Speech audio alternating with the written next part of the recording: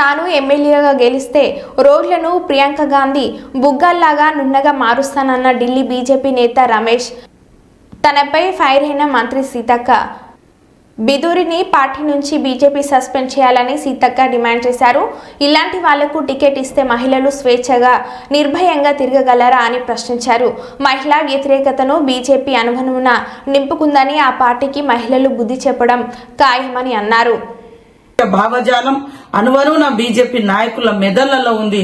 దానిలో భాగంగానే ఒక మహిళ యొక్క శరీరాన్ని రోడ్లతో సమానంగా చూడడం అంటే మరి వాళ్ళ యొక్క దుర్బుద్ధి, వాళ్ళ యొక్క చూసే నీచ సంస్కృతి, ఆడవాళ్ళని చూసే కల్చర్, వాళ్ళ యొక్క వికృత చేష్టలు మనకు అర్థమైతా ఉంది. బేషరతుగా బీజేపీ అధిష్టానం క్షమాపణ చెప్పాలని, అదే విధంగా రమేష్ బిదూర్ని వెంటనే పార్టీ నుంచి సస్పెండ్ చేయాలని ఈ సందర్భంగా డిమాండ్ చేస్తాము.